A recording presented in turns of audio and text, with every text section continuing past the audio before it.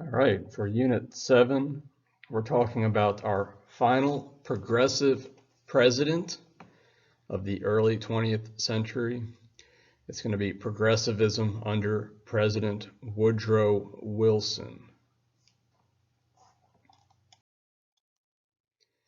We're going to look at the achievements of the progressive movement during his presidency, and we'll close out looking at the movement to achieve suffrage for women, and suffrage is the right to vote. So we're going to look at the continued goals of the progressive movement, in particular looking at giving voters more power. We started that off talking about way back when we talked about the Grange movement, populism, the Populist Party, Governor Robert Follett. We're going to look at President Wilson being our final progressive president. So it was Theodore Roosevelt, Taft, and Wilson.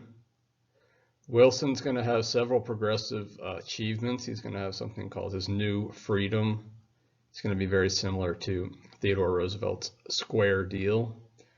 The Federal Reserve is going to be created, and to build on top of Theodore Roosevelt's conservationism, the National Park Service will be created. At the end of Woodrow Wilson's presidency, the 19th Amendment will be passed, giving women the right to vote, and we're going to analyze how Tennessee played an important role in ratifying the 19th Amendment. Let's look at our key vocabulary. So we're talking about giving voters more power. There's going to be more things that are included inside of this package to give Americans more power to change their communities. We're going to look at the initiative. It allows voters to put laws and amendments on the ballot. This allows the voters to bypass state lawmakers, so therefore giving voters more power. And you can see a lot of the initiatives in our more contemporary times involve legalizing or decriminalizing marijuana. We have referendum. This allows voters to repeal laws that have been passed by their state governments. And recall. This allows voters to remove elected officials before the end of their term. So all three of these, the initiative, the referendum, and the recall, give the voters the power to bypass elected officials, or in the case of recall, to remove elected officials.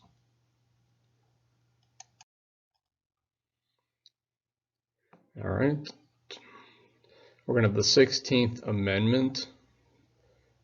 This was something that the Populist Party wanted, was an income tax, a graduated income tax.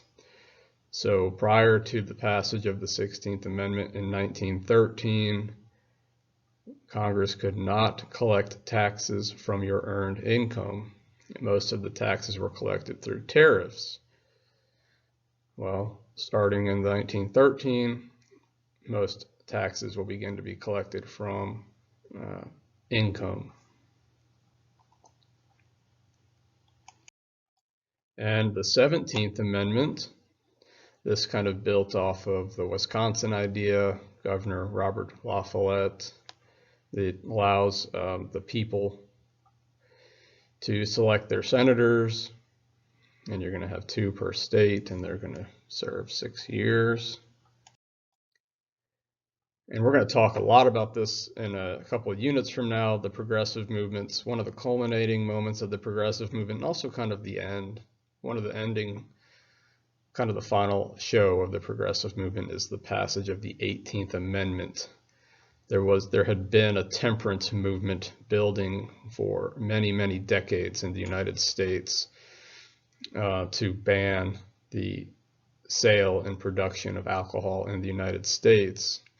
And a lot of this was led by women who felt that men were spending their paychecks in saloons and the money wasn't going home to families, and it led to a lot of domestic issues and alcoholism and alcohol-related deaths.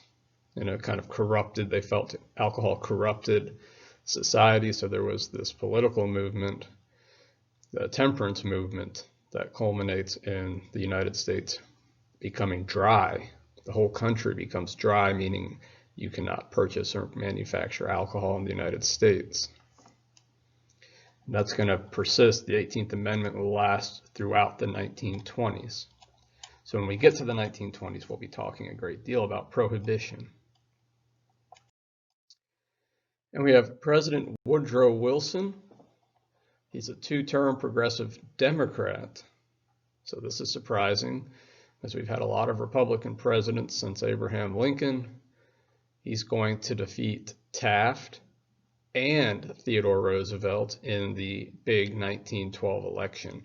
Roosevelt decides to come back into politics, and he creates his own political party, the Bull Moose Party, to run against Taft and Wilson because the Republicans did not nominate Roosevelt to run. So he created his own party, and Woodrow Wilson wins. And he has something called his New Freedom Platform. It was his progressive agenda. And just like several other progressive presidents, he's going to attack the power of trust and monopolies and the power of banks. So here's Woodrow Wilson attacking the three-tiered problems in American society. Also wants to tackle tariffs.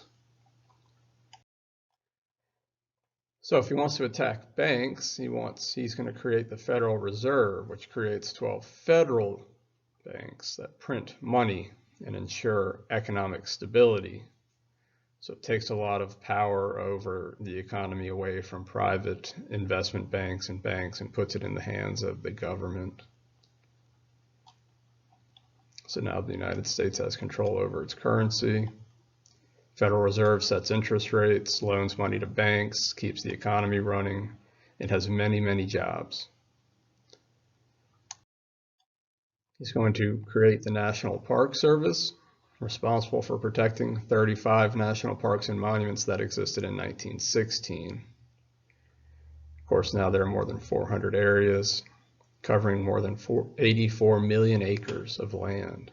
The National Park Service, one of the great institutions of the United States. And this was kind of the culmination of Theodore Roosevelt's conservation movement that he started in 1901. And our final topic will be one of the other final acts of the progressive movement is women who had been campaigning for the right to vote since the inception, the creation of the United States, are going to get 2/3 of all states to ratify and change the Constitution with an amendment, and it will be the 19th Amendment, and it's going to give finally women will get the right to vote. So up to this point, 1920, 50% of the population, women, could not vote. They had no say in politics. Well, if the main purpose of the progressive movement is to give the people more voting power, well, you want to give 50% of the people voting power, then you want to pass an amendment that gives women the right to vote. Tennessee plays a critical role in this. It's the last state needed to ratify this amendment to the Constitution. So all the states had to vote. All the state legislatures had to vote on whether or not they wanted to ratify this amendment. So it took 36 states. Tennessee is the final one needed to make the 19th Amendment a part of our Constitution and to give women the right to vote. So that kind of closes out the progressive movement for us. Here's our timeline.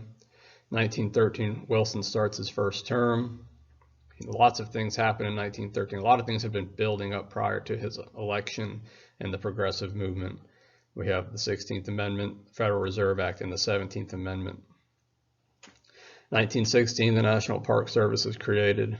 1919, the 18th Amendment, we have Prohibition begins. And then in 1920, 19th Amendment, women's suffrage. And Wilson's going to end his presidency in 1921. And we're going to talk a lot more about Wilson's presidency in a couple weeks when we start talking about World War I.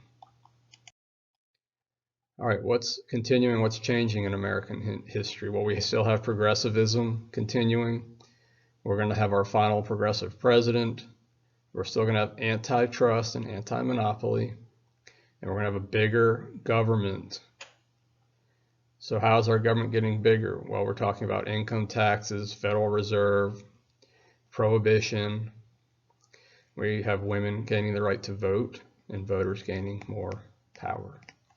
And that's the end of this unit.